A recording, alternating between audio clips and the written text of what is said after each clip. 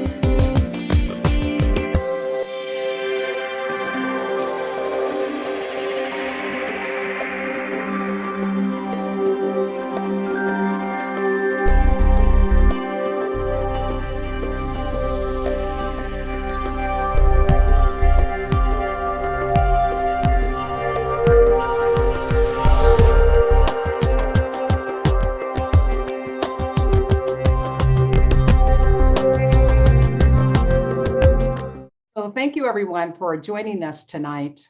And I have going to introduce our guests here shortly. And I'm going to bring them up. It's our guest, Mari Fix McEwen, and she will be introduced tonight by someone else who was a guest on a previous CCC call, Patricia Ann Davis. And Patricia is going to welcome Mari, and Mari is going to lead us. I'm just going to ask you all to please keep your video off and stay muted. You may put your comments and questions in the chat. And if there's time at the end, Mari will bring those in. And I think that's about it for right now. So I'm going to turn it over to you now, Patricia and Mari. Greetings, everyone. A warm heart-to-heart hug. I'm so pleased and honored to introduce Mari Fix McEwen. Now, I don't know where to start because she has an extensive bio. I'm going to ask her to introduce herself through her own lineage, but I would like to say these things that I know about her. That she is the founder of the Ancestors of the Four Directions and a sitting grandmother and elder with the Four Winds Europe. And I have been so blessed to have participated in these events. She is a ceremonialist, a minister, an alternative medicine practitioner. Also serves as a medical intuitive and apprentice to Dr. Daniel Rivas for 10 years. And has facilitated therapeutic sound journeys since 1991. She holds a certificate in art therapy and also sound healing, Celtic studies, ancient architecture, and archaeology. And she has served as a teacher and adjunct college professor.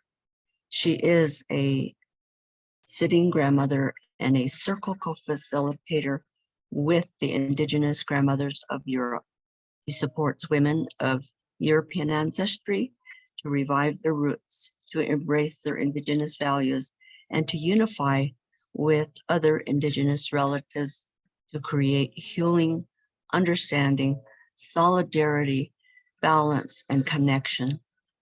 As the founder of the Ancestors of the Four Directions, She is a member of Chief Phil Lane's Four Worlds International Teoshbe clan and Chief Reuben George Four Worlds Women's Talking Circle. Also the Order of Bards, Ovates, and Druids in the UK. She is a facilitator, and thank you, Mari. She's acknowledging myself as a Choctaw, Navajo, Chatath, the elder of the Indigenous Ceremonial Change process that is dedicated to understanding what is out of balance and to identify root causes and change them for people personally, and also as we do that for all humanity and the good of all. Welcome, let's welcome Mari Fix McEwen. Thank you so much, Patricia. Hello, everyone, and welcome to Lessons of the Scottish Wildcat. Here we're going to be uncovering delusion, finding clarity, and exploring taking appropriate action in your life, moving from realization and indigenous knowledge. My name is Mari Fix McEwen, or Saineta Boflush Koya Dentus, from lineage Clan Ewing of Kilfinnan Alaba, or Scotland. Let us now open this evening with purification and ceremony. And I pass to the center.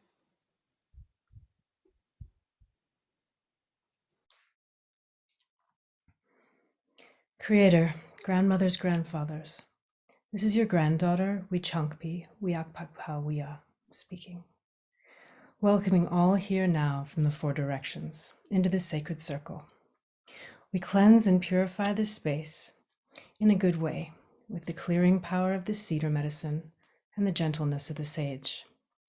As the earth and fire join each other and transmute themselves, invite these healing medicines to completely wash over your body, your mind, and your spirit, bathing every thought, every word, and every deed brought into this sacred space and beyond as we explore the deep topics at hand.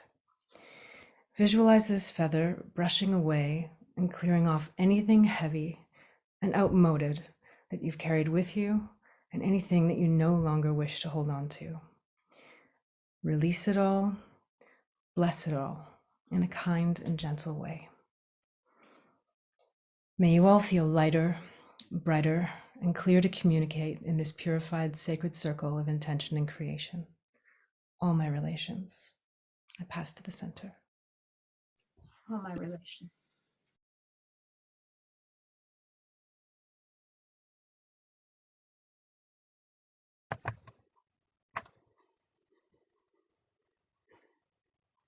Great Spirit, this is your granddaughter, Cynthia, Klatte Cunningham of Clan Cunningham of Ireland.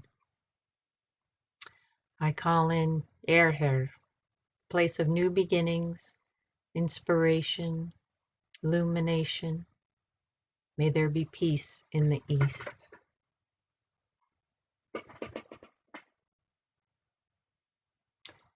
I call in Jeshkart, in the place of vitality, the place of the life force. May there be peace in the South.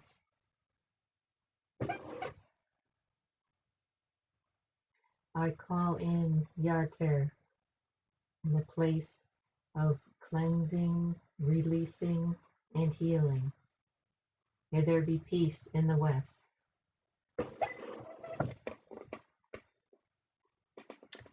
And I call in Tushkyart, in the place of grounding, stability. May there be peace in the North.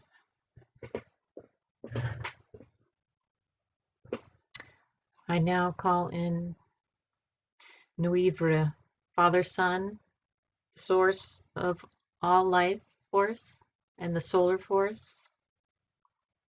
And I call in Mother Earth, who births us and holds us so sweetly and gives us stability.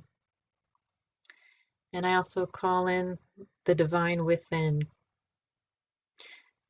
the place of the voice of our ancestors, where we are one with the web of life. I pass to the center.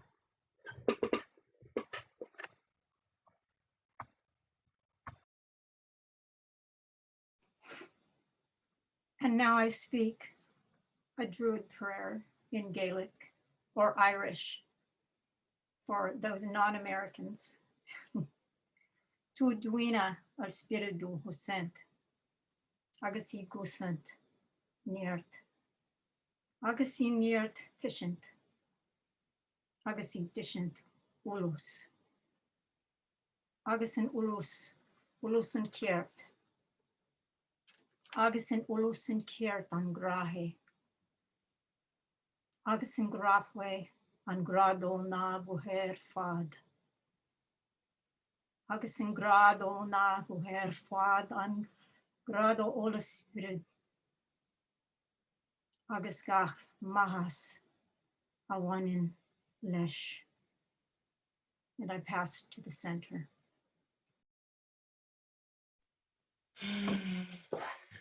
Creator, this is your granddaughter, Alexandra Lorraine Vedianta, from the Ligurian land in Europe, between France and Italy.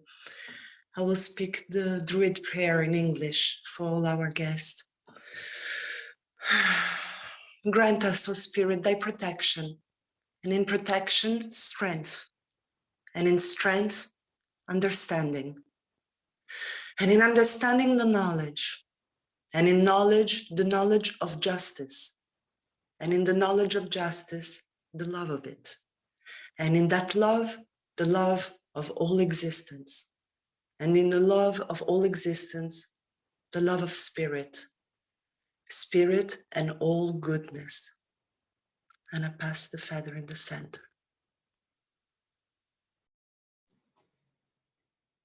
Justice is to align and make congruent, to put our lives back into order and proper balance.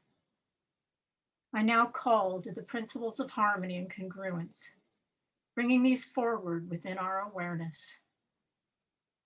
May each of us be aligned with our own true nature, in right relationship with Mother Earth, Father Sky, and the breath of life itself. May each of us realize our connection to the absolute and take off any blinders that delude us for the sake of the planet, our true fulfillment, and all the coming generations. I now put these prayers into the fire as we begin.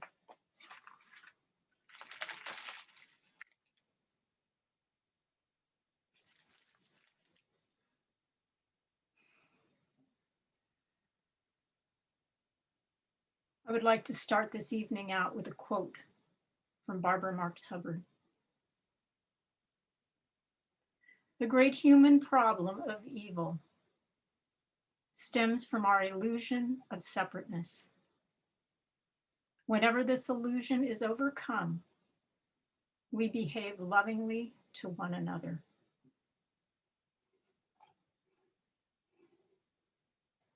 It's a fundamental truth in Enlightenment circles and in Indigenous knowledge that we live in interdependence. We are not separate from life itself.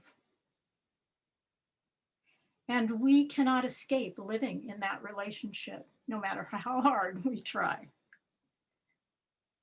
Enlightened or self-realized teachers speak of the oneness with all. Indigenous wisdom speaks of the caretakership of the earth, living within the cycles and all my relations. This is not a concept.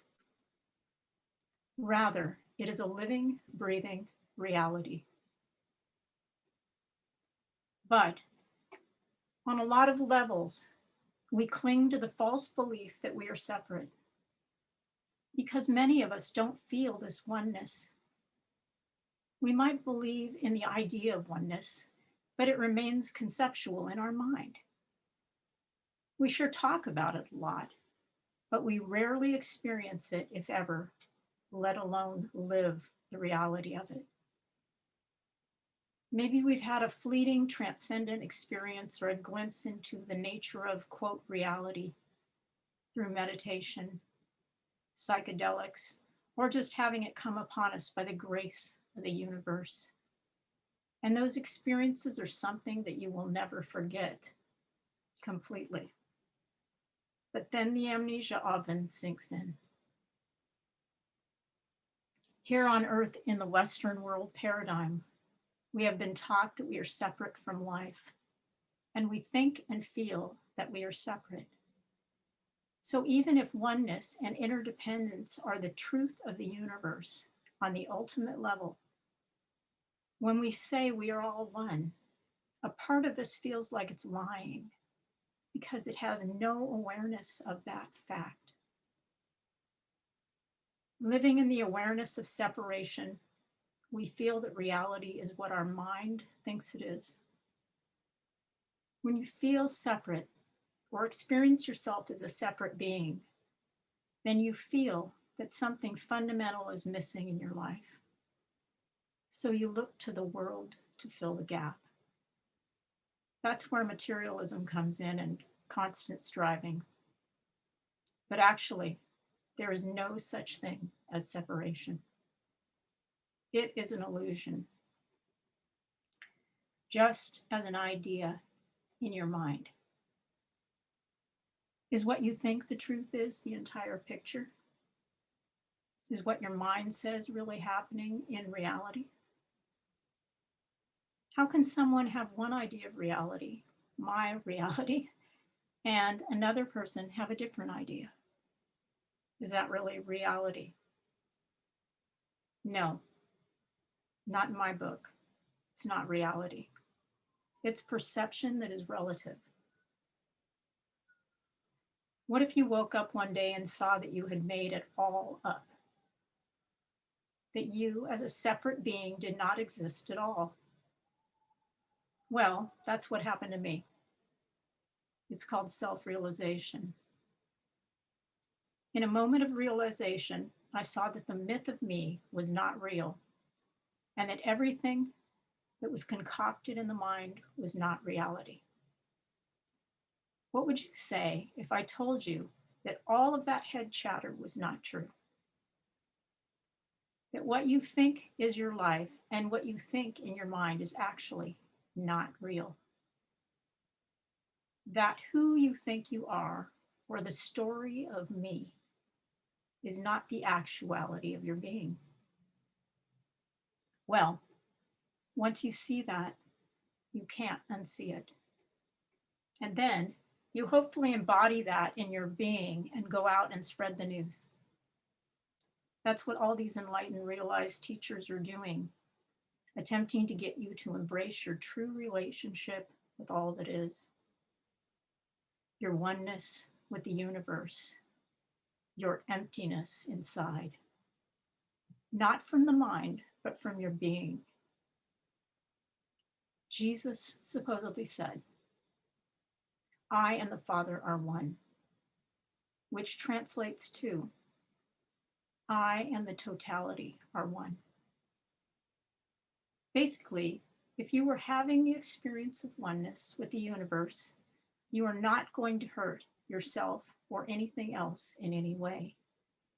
And since yourself is synonymous with the whole, you aren't going to go out and hurt anything.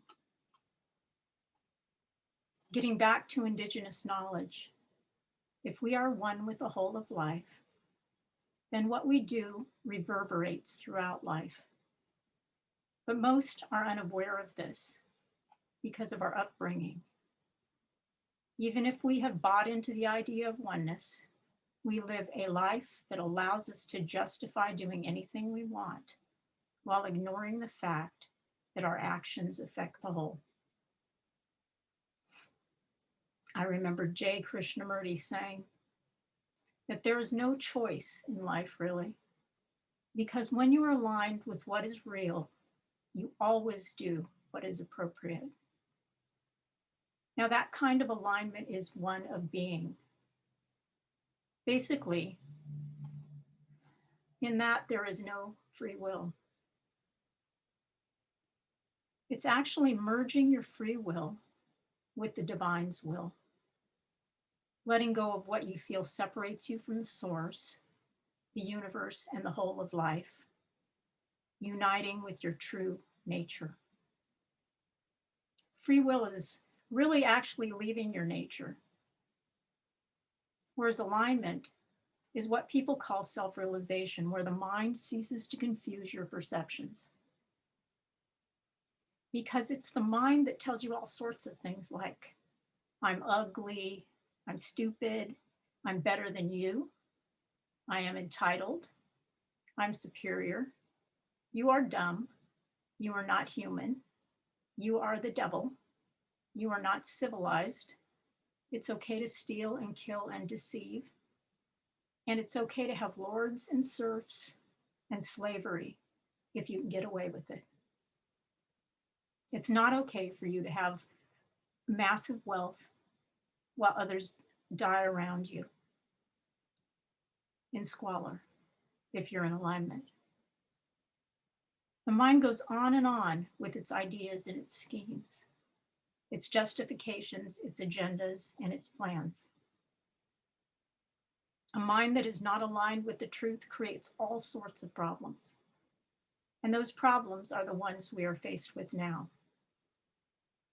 Even great altruistic plans from the mind can be misguided, like creating green energy devices that wreak havoc on the planet because they are not sustainable.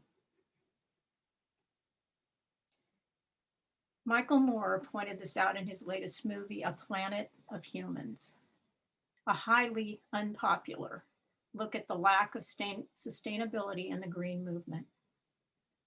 Now, we can argue back and forth about whether his whole movie was completely accurate or not. However, the point here is, do we as a species really know what we're doing? After all, who wants to acknowledge that what we are doing to save the earth may be creating more good than harm? It's not pleasant to look at. Because any good exploration starts with reflection, let's take you more into the mind and the nature of the mind and how we got into this situation we find ourselves in. Would one that truly believed they were interrelated and interwoven into the whole of the fabric of life desecrate this life or put itself above another aspect of the life? Feel into that for a second.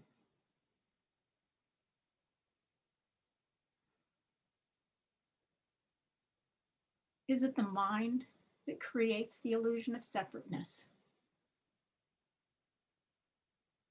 You're taught that this is you and someone else is other. That is the main belief system here, isn't it? It's all about knowledge. Knowledge in this frame needs to have something to know, so there is a perceived separation between subject and object. Subject is perceived to be different than object. Subject doesn't feel one with object, or even interrelated. That's how we can pollute the lakes and the air, how we can perpetrate on others, taking their land, enslaving them, selling out life to capitalism and greed, amassing mountains of wealth while others go hungry. Because subject doesn't feel like it's one with the object, and subject does not feel interdependent or related to object, subject perceives themselves as separate and has been told they are separate from birth. Also, when you work in the domain of the mind stays within its own track, so you don't change dynamics. It just keeps in the same old groove, rehashing things. Information in, think about it, look for information that supports what you think the world is already. Make a stronger case for what you believe. The mind always operates from the past and not the present, because thought is either running around in the same groove of what happened before or it is projecting fake scenarios into the future based on what it already expects or hopes for. But it never goes into the domain of the miraculous, the new, the transcendent, the present. The mind may imagine those scenarios as concepts, but are those real changes or just passing ideas? The mind just runs on like a tape loop, more of the same. Some may look upon the mind as positive in the cases where we've had a horrible experience in the past that we're wanting to protect ourselves from. But the mind only projects its fears into the future and makes possible outcomes. The mind says, this happened and it may be happening again, so I need to protect myself from it. It is only direct communication with the divine that is the only accurate knowing. So what do we do in this world? We spend our time amassing opinions and ideas about what life is. We don't even live much anymore, but just look at everything up on the internet to learn about it. Facts, ideas. We memorize them believing we understand life. Remember when you used to catch pollywogs in the water and watch them become frogs, or watch butterflies hatch from a cocoon? Or maybe you never did that. Well, if you haven't, you're missing out. Is this the same as reading about it on the internet? When you're watching life, participating in life, you are immersed in the mystery of it. Isn't that so? Memorizing information, does it create the illusion that we have it all figured out? Is that really education? Could you conceptualize the magic of life solely in the mind? Eckhart Tolle says, words reduce reality to something the human mind can grasp, which isn't very much. Do you believe this could explain who you are, or the ultimate purpose of the universe, or even what a tree or stone in its depth is? Is all the analysis you are creating inside actually happening? Or is it just a projection? A projection about what others are thinking or doing, or what is really happening? How can people have such different perceptions of reality? No, these ideas are not reality. They are phenomenal perception. Then with these ideas, we argue about them on the internet. We try to prove who's right and wrong, why the other is just plain stupid or misguided, and we get a sense of superiority from it, don't we? We think we really get it and have it together. But inside, there is this gaping hole. That's how racism happens, isn't it? You want to believe that someone is lower species, or you want to believe some person's words that were written in a book, or even crazier, believe someone's interpretation of someone's words in a book. It allows you to justify your opinions and behaviors. It allows you to steal someone's land, or think they are a baboon, or put them in a concentration camp, or to work them until they drop on a railroad or plantation, or go along with the agenda of someone else because you are in fear or you want to gain power from associating with them. Or you may use it to feel certainty in life. It allows you to torture, kill, maim, or disfigure. It allows you to imprison or banish. Because the mind is king, and the mind thinks all sorts of things, and it can come up with all sorts of distortions. Did you once question those cherished beliefs handed down from your family, or your peer group, or someone else's interpretation of a book? Or did you find yourself wanting to join the club, fit in, and be loved? Because we all want to be loved. Did you ever question your supposed separation with the universe? Well, if you haven't, you're not alone. If you have done all this, you're not alone. As we are taught and conditioned to go along with what we are given as a belief system and seldom look any further. Lately, I find that critical race theory, there is an argument going on in there. We have to hide the true history, or the ugly truth would be revealed. We have to hide our feelings and put up slogans.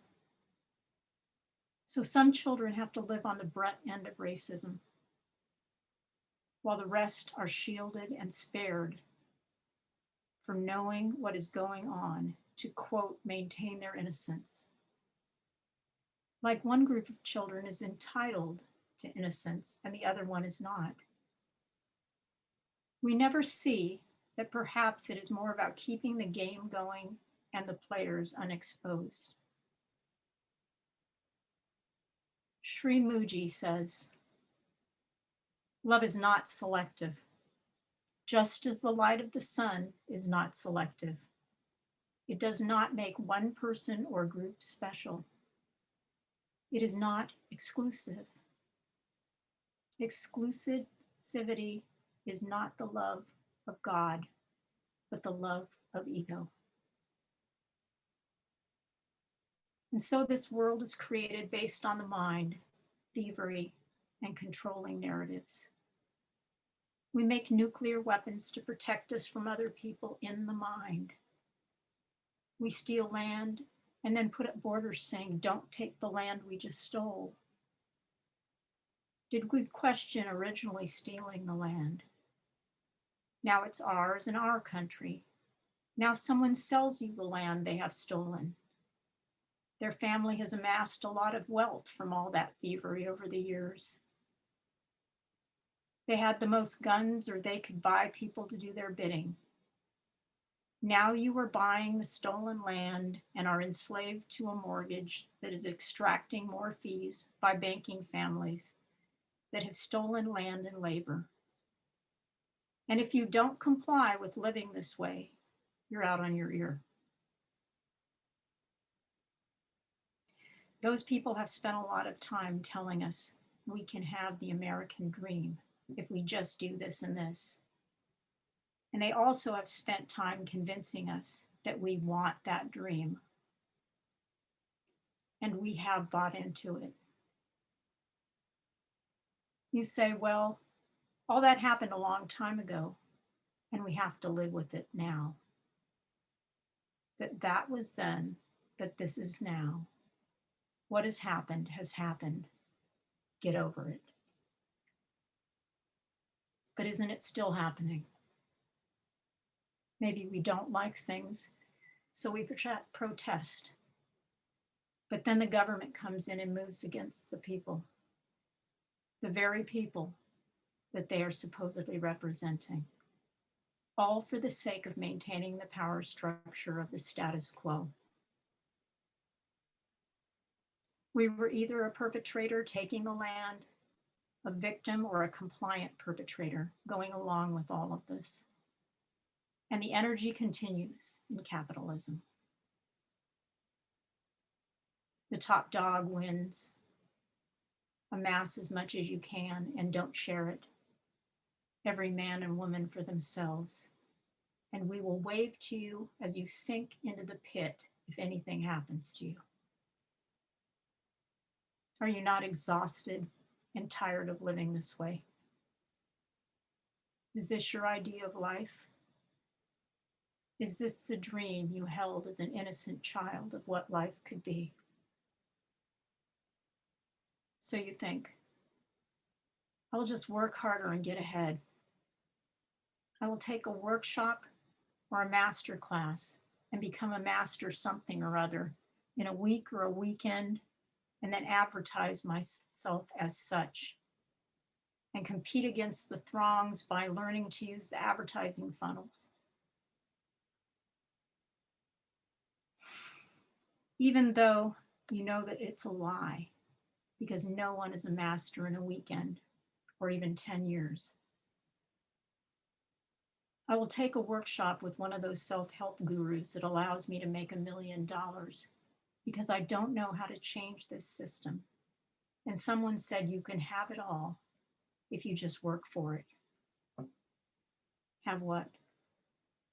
The stress, the game, the story, the fear, the lion's share. Joining in with the mass delusion, feeding the problem.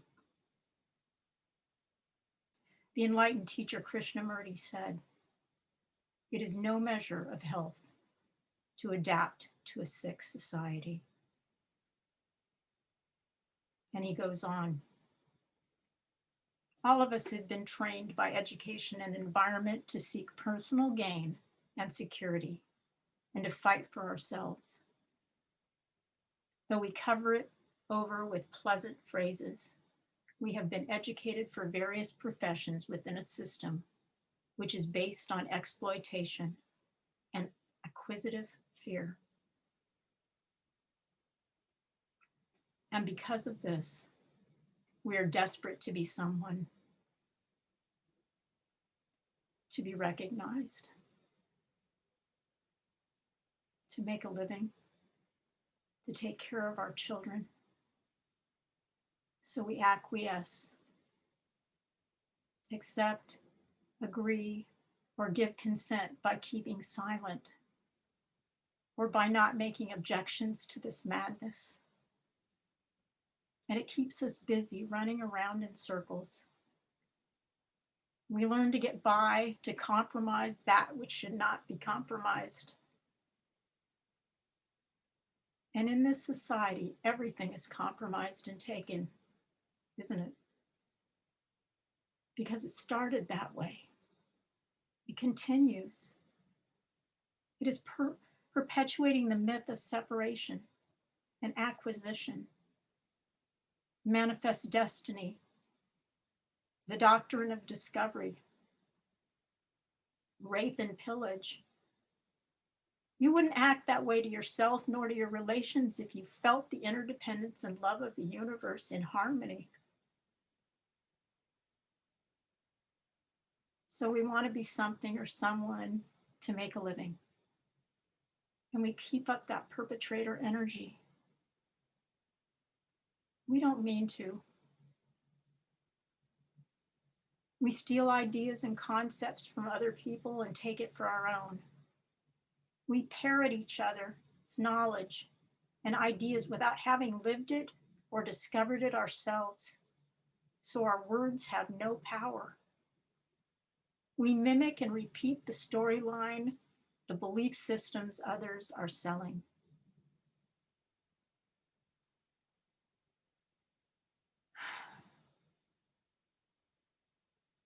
I know all of it isn't easy to hear. We steal words from other cultures, like shaman. And then we deem ourselves one of them because we project that what they do, we do. Did we ever ask a shaman from Mongolia if we were truly a shaman? Just because we do drum journeys or other aspects of what they may do. When we take their words, then their words no longer have meaning, and it is a big free for all. Words stop having meanings because we co-opt them. We also try to associate ourselves with their words because that word has power and meaning, and we want to be associated with power and meaning. That is one of the reasons why the native peoples here are so upset with the Westerners or colonizers. Not only did we forbid them from being Indian by Christianizing them and told them they were of the devil, but we made illegal their ceremonies and their language, killed them and buried them under religious boarding schools. And then we tried to be a shaman, a medicine man, wear their headdresses, and take their names for our football teams. We decided to capitalize on the very thing that gave them power.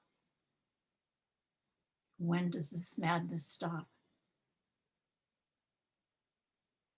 Do we really understand others? Or have we merely been assuming things that we really have no idea about? Frankly, I don't know many Black people that will speak honestly with white people. I keep hearing that it is too much of a bother because white people just want them to get over it. Things like slavery and racism and trauma, pretending like these things really have gone away. Trivializing or not understanding the actual meaning or depth of white privilege. You have equality now, so why are you complaining? Have we ever asked others what they are really going through and really, from the bottom of our heart, wanted to hear it? The good, the bad, and the ugly. Are we willing to do that? How far are we willing to go to heal? Or are we just going to keep holding on to our beloved, cherished ideas of reality? You may say at this point, well, a lot of people here are not that way, and I'm not really.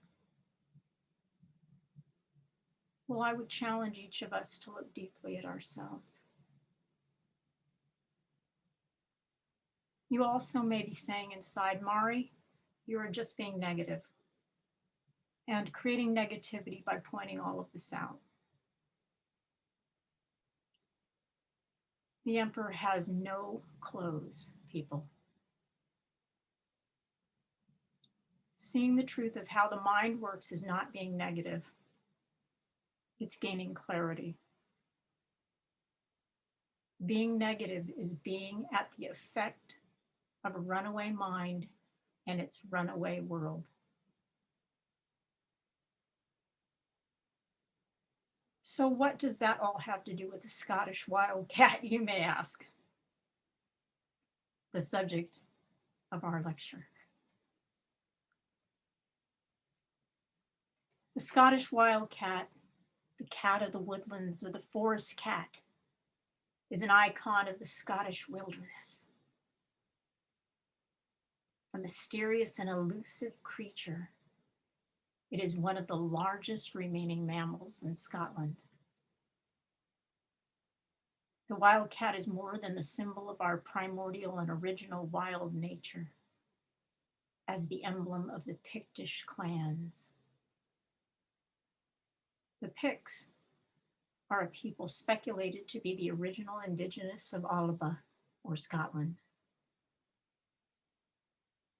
Historically, Caithness region was known as the land of the cats. The chief of the clan, Sutherland, is known as the great man of the cats. There is a cat on the crest, and their motto is Sans peur, without fear.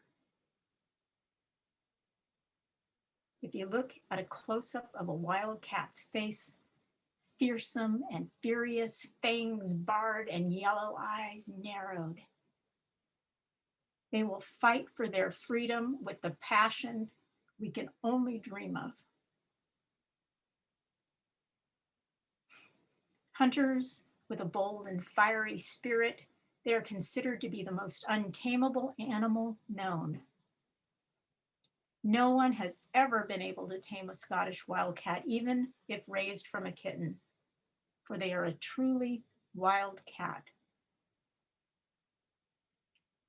Far back in the history of Scotland, the earliest peoples told legends about wildcats so fierce that they bested human companions, who worshiped them as forest spirits.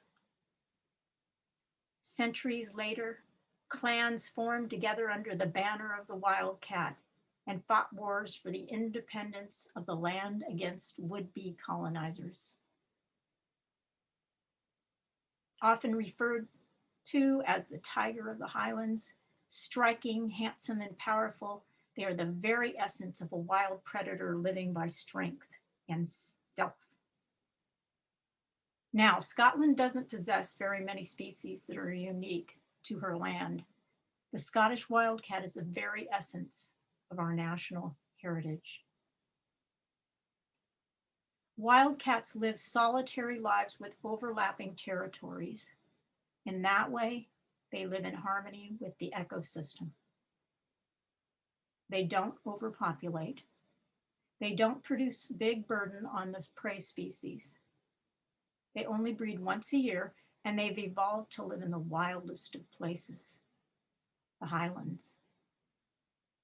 They are considered a species on their own because they have spent 2 million years in isolation. However, what I haven't told you yet is the most important part. There's only about 35 purebred Scottish wildcats in existence, if that.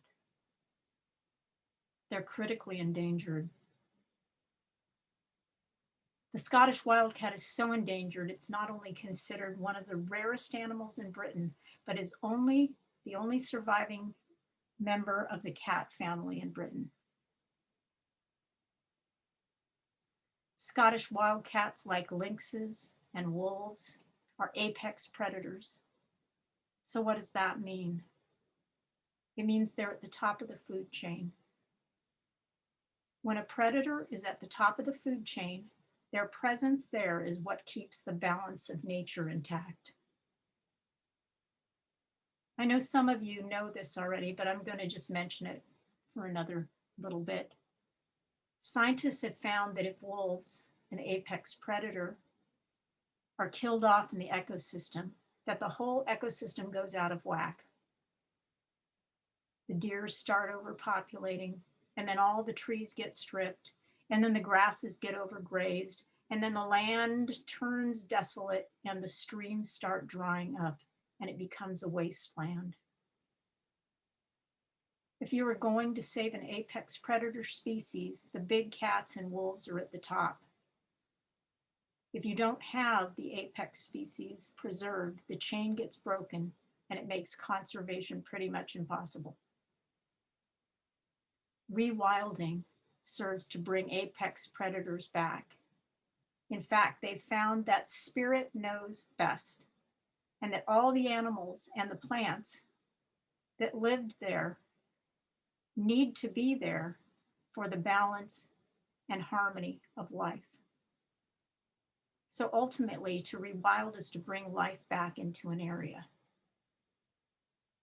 So what caused this beloved cat of the highlands to almost completely disappear?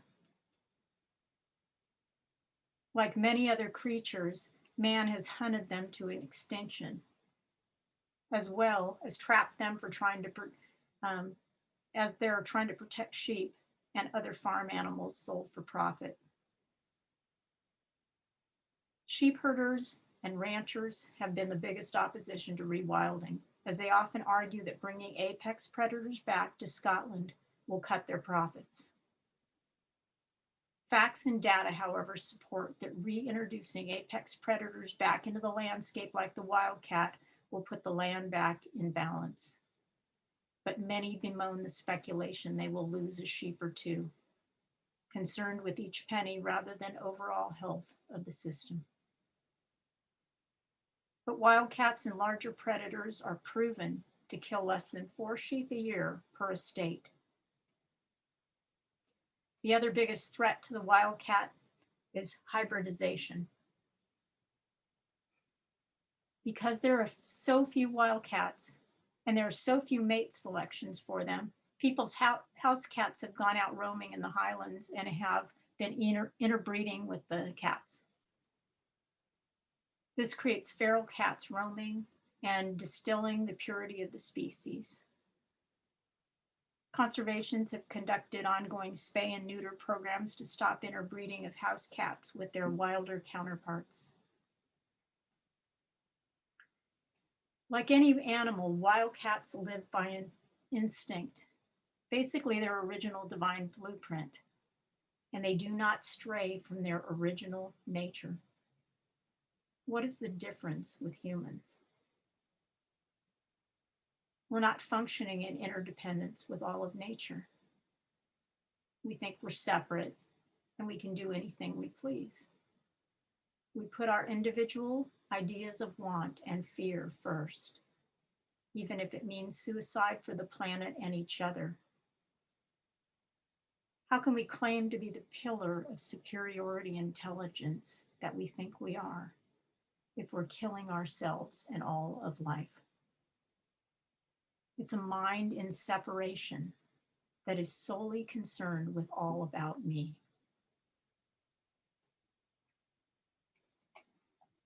In the age of instinct, ice sheets made way for dense forests, mapped by the silence of acute senses. Uncut, no life was felled. In the time before wild, before reason, before definition, the present and heart beating, leading. A hunter man, silent and crouching between the ancient oaks.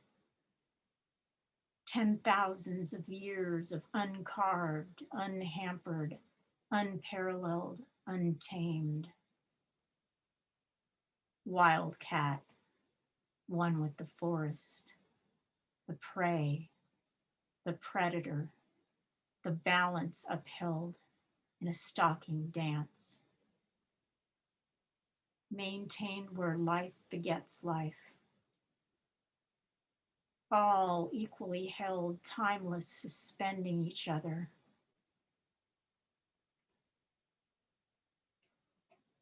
But the new neighbors have moved in. A new breed of man who has lost his senses. The myth tellers among them have been believed. They say, over multiply and be fruitful. Grasp what you can.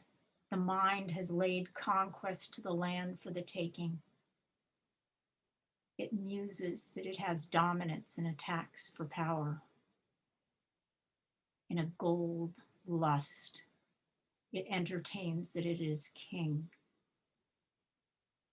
It cites and writes books that are upholding its agenda. It pronounces its intentions of conquest as free will.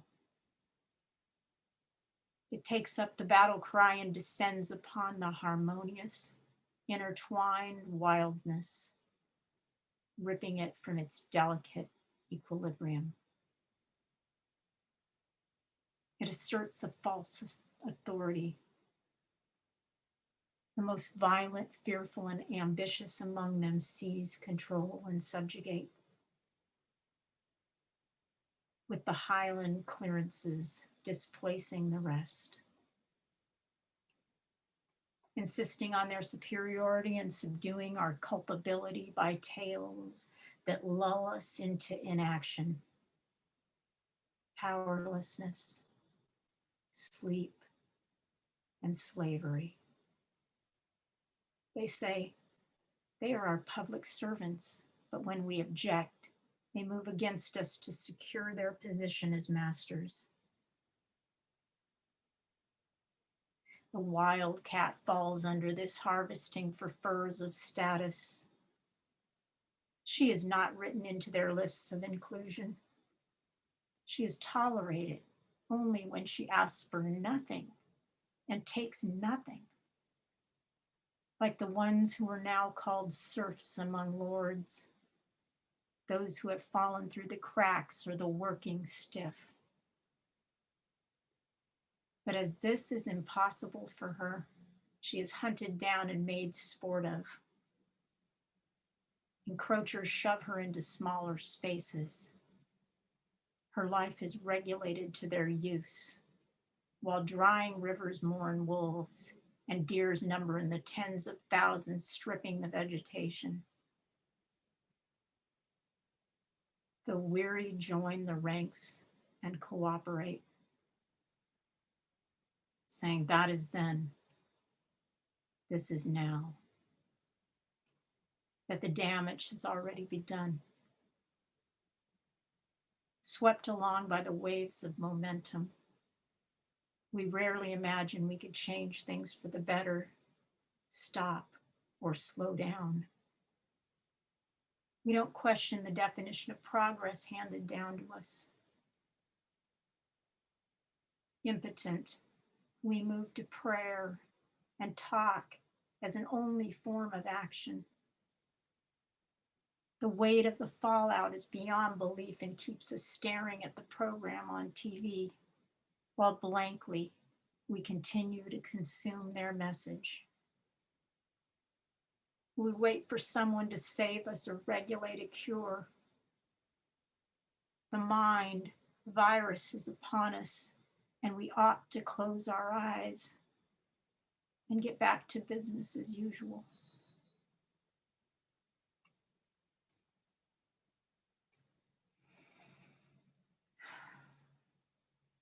Now we look at the wildcat and what we have lost in ourselves. The cat becomes a banner under which we raise our voices to acknowledge the loss of our wildness, our connection with spirit, and our balance with all of nature. Something we have lost touch with. What part of us is going along with a life that is not in harmony? Allowing ourselves to hybridize with the status quo, to take in the ways that are against our spirit and our sensibilities. Is there anything left of our original nature? How can we rewild ourselves?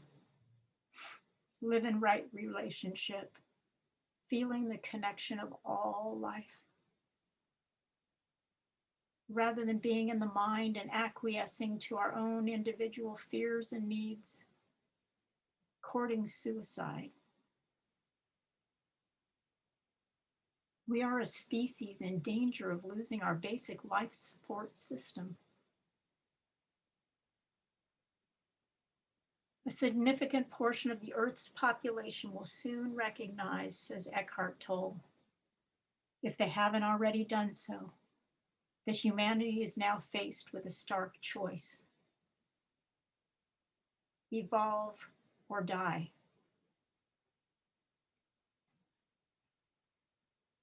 As our lives have become tamer and more predictable, could our feline relatives bring to our attention something we have missed? This speaks of a deep sense of loss and a longing for something intangible, mysterious, and echoes to something we innately know inside, yet have rarely experienced or ever experienced. Like enlightenment. Enlightenment is our very nature. Interdependence is our very nature. We cannot be separated from it. We always live in relationship to the whole. We can pretend we don't, but we always do. We just have no awareness of it. And it is this lack of awareness that moves us into the mind and into disharmony. But just because we have not experienced this oneness doesn't mean that it is completely and wholly out of our reach. Scottish Wildcat is an emblem and a real-life example of our primordial nature, a totem of our original being before it lost its way, the apex predator that brings balance. Man is known as an apex predator too, but does he create balance by creating Chernobyl, Fukushima, and the likes? Does he have to balance nature by killing himself off so that nature can go on unencumbered? This is not a true apex predator.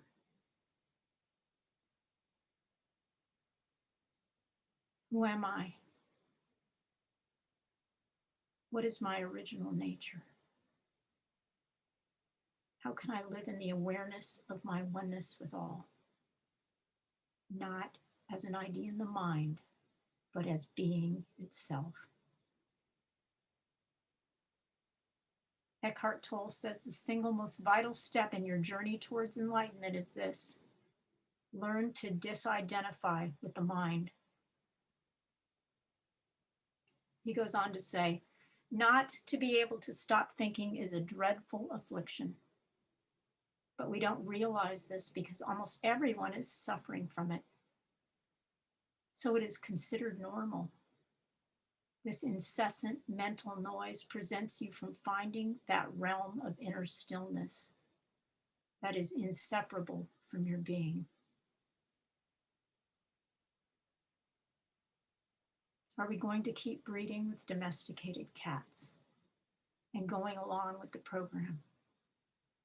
Are we willing to look at the situation of this world directly in the eyes and not hide from it, and to tell the truth about it? Aren't we all exhausted? We're no longer aware of our primordial nature. We've accepted the life that's been handed to us, a life where everything is compromised. Or is it just that we don't want to give up this lifestyle even if it takes us to disaster? Are we willing to be responsible and make the decisions that are congruent with all of nature?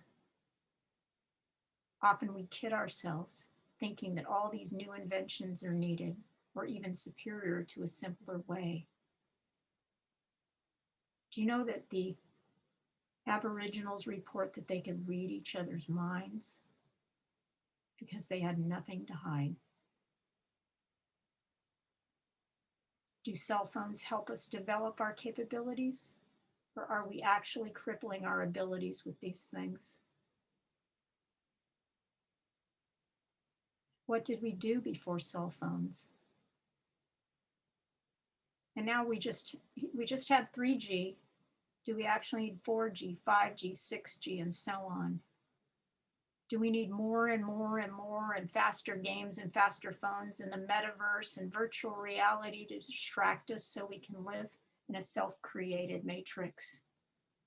Do we need endless entertainment and the novel? Or do we need to open up to the actual magic of life by penetrating to the core of reality?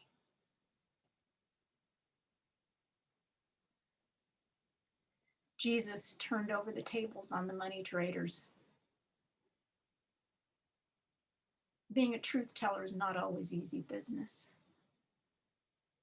Reclaim the ability to not tolerate what is off. Stop waiting for a politician, a minister, or philosopher to fix it. If they were going to fix it, it would have been done a long time ago. And when we wait for them to do that, we're obviously confused.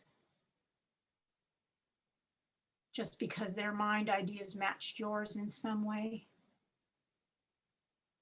they are beholden to others that are not concerned with such things. In Indigenous ways, true rulership is to be responsible for the whole of nature and be congruent with the source, not to have your group's way with the world. King Arthur was supposedly supposed to be Arthur as God King, aligned with God. Celtic kings were beholden to the land and all the people, or they were removed. Obviously, we simply haven't known who to follow or what to do to get in touch with our nature or what is real. So we just sit around talking, figuring we will be leaders ourselves, making podcasts or a movement, expounding ideas in the mind. We are the ones we have been waiting for is somewhat of a fallacy. It may be true on one level, but until we are aligned with the truth of our very nature, we cannot lead ourselves out of illusion. The first thing is to be honest with ourselves and not just point at others. Natives have been living for thousands of years in caretakership. And look what has happened in the last few hundred when caretakership is gone by the wayside. Martin Luther King said one of the surest signs of maturity is the ability to rise to the point of self-criticism.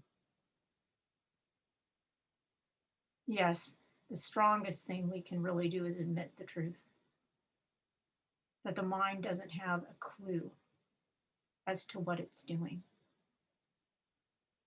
The mind can't get you into oneness with the absolute, or it would have a long time ago. Mooji says, attempting to understand consciousness with your mind is like trying to illuminate the sun with a candle. It is not your mind that will take you into harmony. It is your nature and the discovery of it within you. What is that saying? You can't solve the problem on the level of the problem, or you can't solve the problem on the level of the mind. Where are the wise now? The blind are leading the blind. The indigenous had grandmother councils that were in touch with the divine and led the people. That was a full-time job for them, and most of them were trained from infancy. Now, just because you're older or intuitive, I'm not saying to declare yourself an elder and step up. Don't try to be something you're not ready for, or be anything for that matter. Be nobody and see if you lose anything but delusion, says Mooji. Even having Kundalini experiences or various phenomenal happenings are not the final destination. They may be a signpost that you're shifting in some way, but as Mooji says, they are child's play when it comes to the actuality of the divine and connection that is possible. Are you wholly and completely in awareness of your oneness with the divine? Source and source alone chooses elders and shamans and medicine people. If you are one, you will be recognized and trained as such. You don't need to worry about it. If it's real, you won't be able to escape it.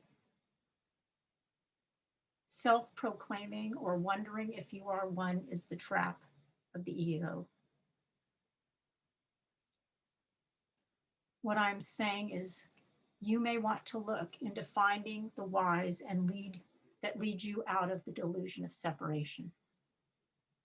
The enlightened ones that have eliminated the separation within. Those that live from the true model of being and interdependence. I would suggest to follow. And look within until you know, so you can remember who you actually are. Then you will lead with clarity from an entirely different place energetically. In fact, you will feel it in your whole being. Seek freedom, your true nature within, not as a concept. Be ye like me, and you too shall do greater. Be ye like me. Muji says the final bridge to cross is to let go of the mind-created spiritual self. Burn that bridge behind you. Stay empty of self-image or spiritual ego and cease looking. It is the universe itself that will truly lead you to who you are. Surrendering your will to the divine is purification. You are not going to be handed the keys unless you are pure, because if you could create anything instantly, you would be opening Pandora's box without that purification. So the mind needs to be quieted. Be honest. See the truth. It takes a good dose of humility to admit not knowing. Ask for help from the divine and seek within. Who am I, really? And with a thimbleful of humor, if I catch anyone giving this lecture without being in the space of authenticity and inner realization, you will be in violation of parroting. Speak from your own inner knowing, or always quote others. Wildcats are fierce and will defend life itself above all else. They don't go out without a fight. They are apex predators and responsible for life in balance.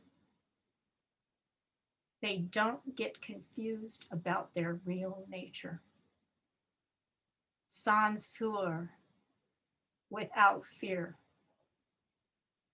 Do it for the sake of your authenticity and all of life. The rest is for other explorations.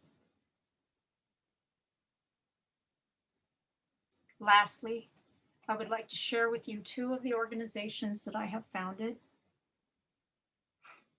The first organization is called Ancestors of the Four Directions. This is a group of Indigenous elders and representatives from all colors and nations that address the imbalances and transgressions that have occurred on the planet with an eye towards healing and reclaiming our alignment with nature and each other. The second group is an organization for European or displaced European lineage people to explore their roots and realign with nature and their original blueprint.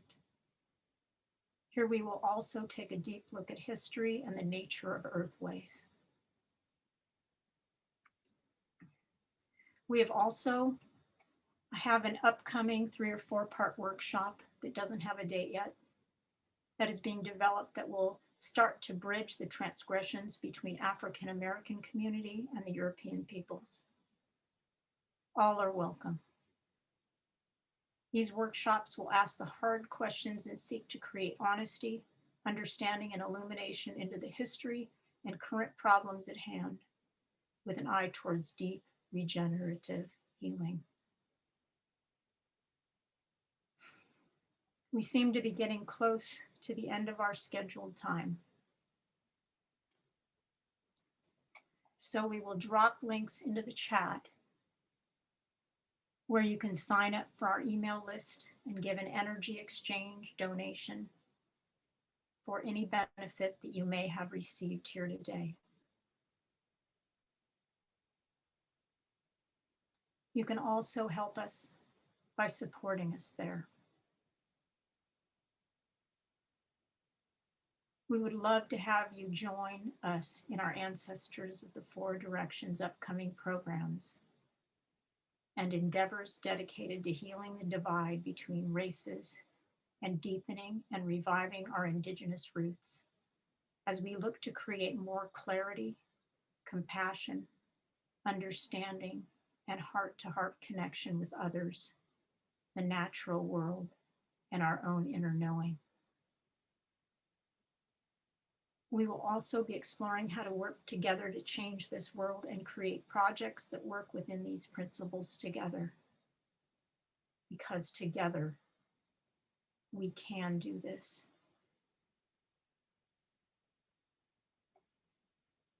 Thank you for joining us this evening. And especially thanking Patricia and Noel and Bob Marshall Warner of the co-creators Convergence for their platform and support.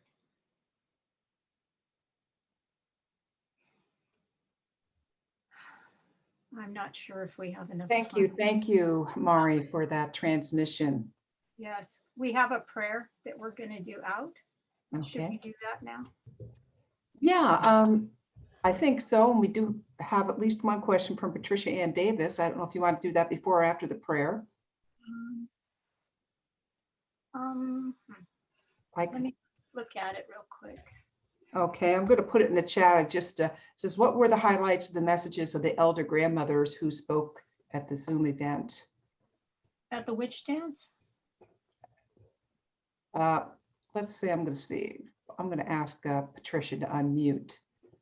And so she may be able to. Yeah. It was the one, Ancestors of the Four Directions. Oh, the highlights?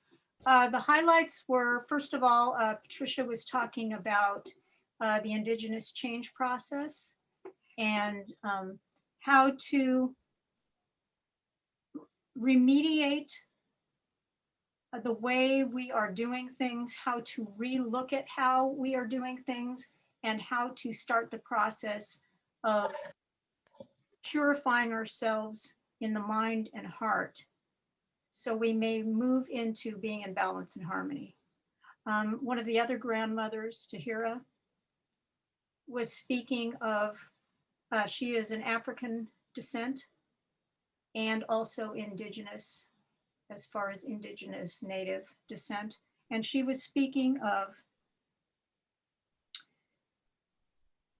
her grandmother and what she learned from her as an African American, and how to take a situation that was or apparent, basically, or not in harmony, and how to transmute that and bring it back into harmony. So when we get back to the Ancestors of the Four Directions, and if you get on the mailing list, we will be having more events where these grandmothers can come and speak and give their intuition that has been received from source, but also the ways they have learned on how to keep everything in caretakership and congruence.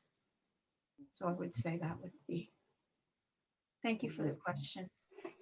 Wonderful. Mari, would it be okay if I invite everyone to turn on their video while you do your final prayer? So they Absolutely. can Absolutely. Yes. So I invite everyone to, this has just been such a remarkable, beautiful evening. I just invite everyone to turn on your video to join us as Mari, taking my breath away, to close us out with a beautiful prayer. Thank you. Putting all your heart prayers into this prayer also. So please pray from your heart. Now in prayer, all of us together. May each moment made in correction as we align more to our original being become a pole star to guide us to awakening and right action.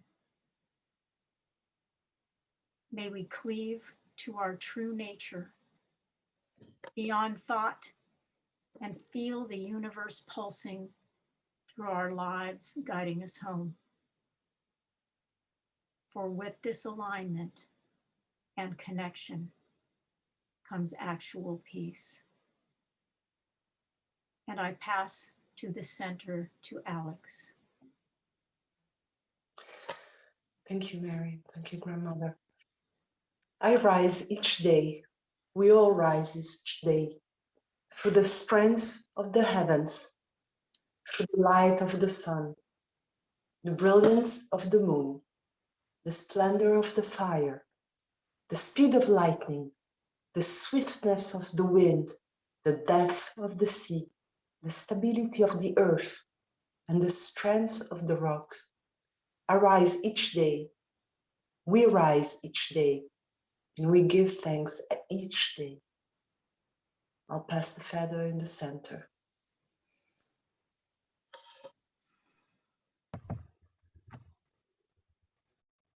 I thank and honor the four directions for their presence here today. May there be peace in the four quadrants. And I thank and honor Father, Son, Mother Earth, and the divine within. May there be peace in all three realms and within each and every one of us. I pass to the center.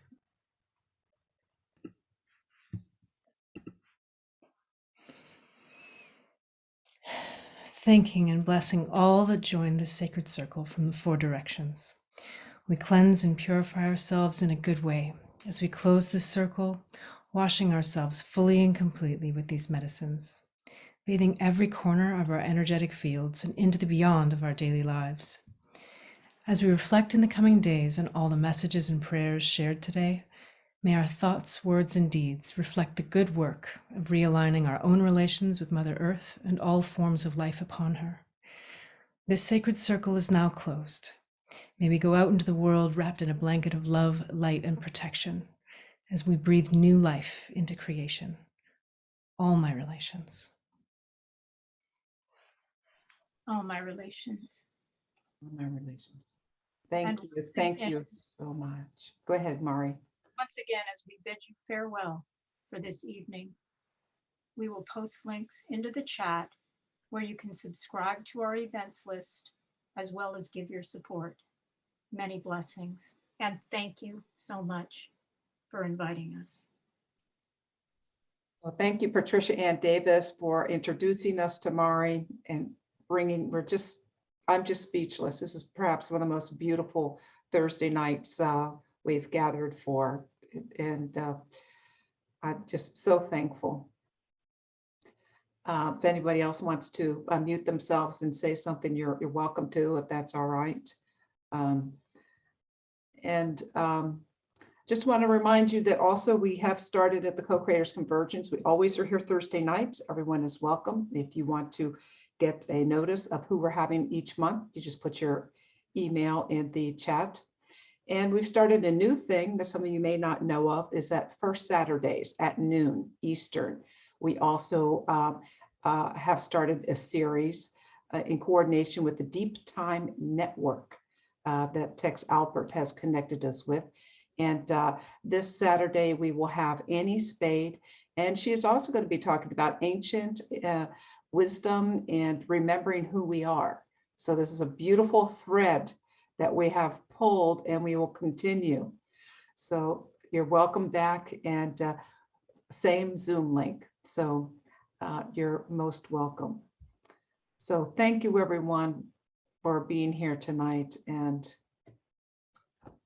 I don't know if there's any words to be said. So much. As this is the year of the tiger, it is the perfect time to reclaim yourself. Thank you. Thank you.